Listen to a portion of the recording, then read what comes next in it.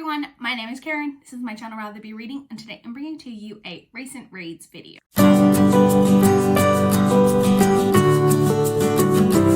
So this recent reads video is going up a little later than usual just because I wanted to get my October wrap up and November TBR up prior to this video so that we're up in a timely fashion. But I am still filming this on my regular weekend. I'm actually filming it on a Sunday instead of a Saturday, only because today's the 1st of November, so that just made sense for filming the wrap up and the TBR. But we are still just talking about a week's worth of reading.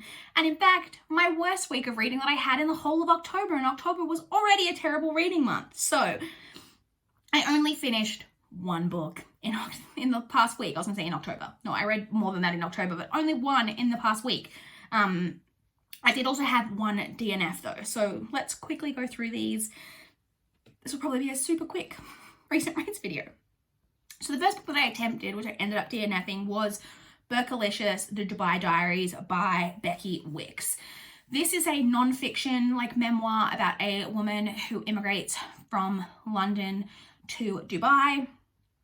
Just about all of the things that she gets up to in Dubai when she's living over there. So there are a couple of reasons for me DNFing this.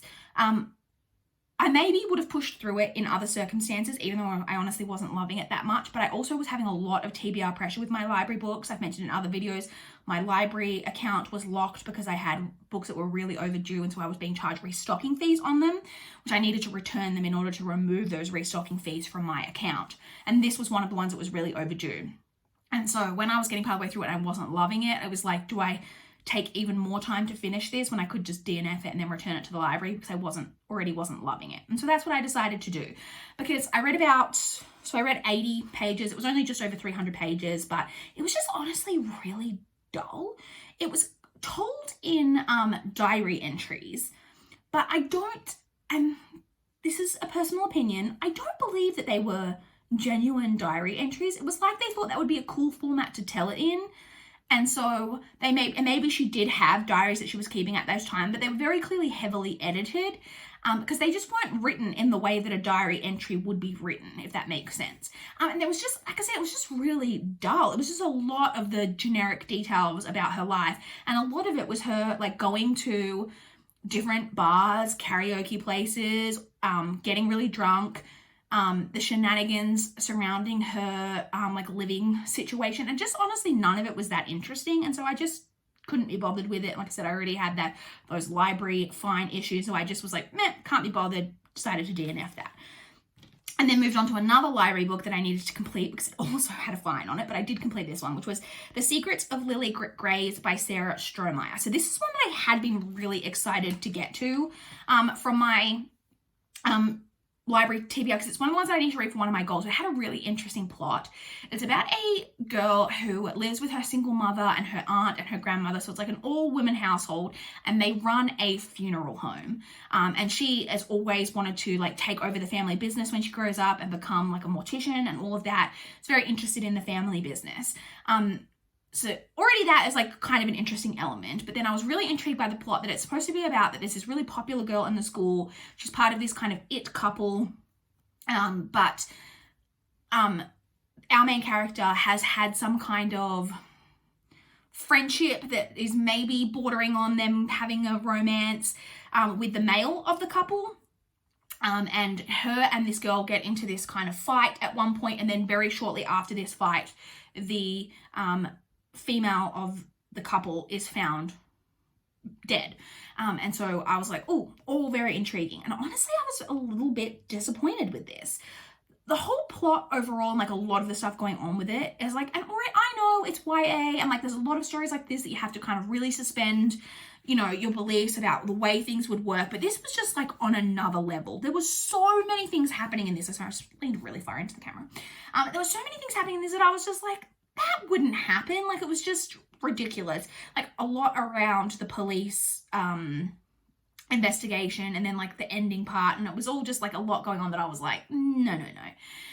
I also thought that because this is also really short, it's less than 300 pages, it's like 280 pages something. I really thought that it could have done with actually being a little bit longer, making it more like a 350 page, which is still not an overly long story, but really fleshing out some elements, because I thought that the romance element with our main character and the male of this like couple was quite underdeveloped. But this isn't a spoiler. The situation is kind of that she had ended up tutoring him like a year before in one of their classes, and they formed this really close friendship and bond through that.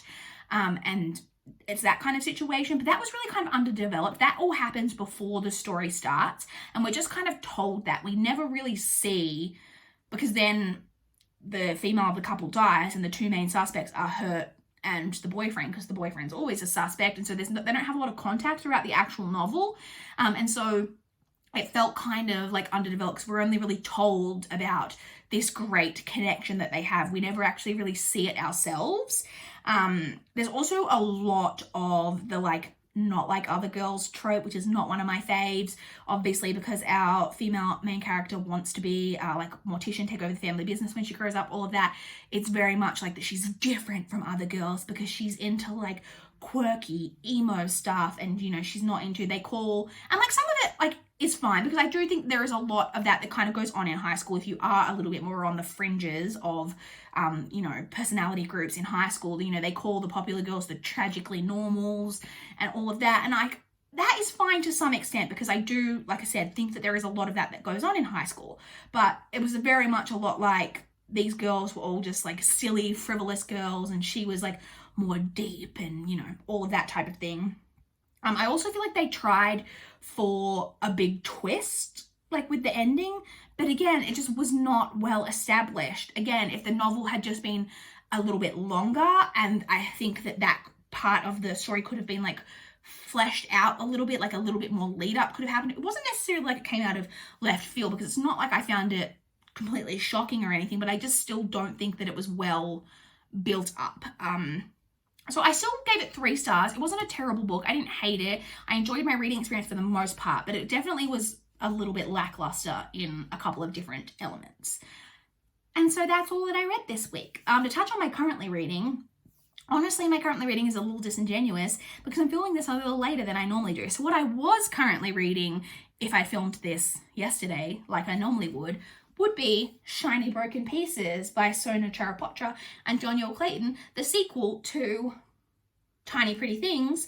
I had about 90 pages left in this yesterday, but I'm going to be perfectly honest, I have actually finished this now. So you will see this in next week's Recent Reads video, which will actually be the video that comes up directly after this one. So stay tuned for my thoughts on that. And I finished this earlier today, so I haven't picked up anything else yet. So I have that, and then I am, as has been a theme in every one of these Recent Reads video recently, I am still currently reading The Golden Fool by Robin Hobb, because I haven't continued on with it. I'm still 34% of the way through, but I am supposed to be back in the actual office full time this upcoming week, so I should hopefully be back onto my audiobook game as normal for the month of November. So hopefully that means I will have that one to finally tell you my thoughts on next week. So that's it. A really, truly terrible reading week. We're now in November. It is the 1st of November as I'm filming this. So hopefully things are just going to be amazingly better moving into November, as I've mentioned in both my October wrap-up and my November TBR. But yeah, I would love to chat with you guys in the comments down below. If you've read Burqalicious or The Secrets of Lily Graves and have thoughts, let me know. If you want to chat about what you have been reading recently, I would love to know. Please like this video if you liked it. Please subscribe if you want to see more from my channel. That is all I have for this video today. Bye, guys.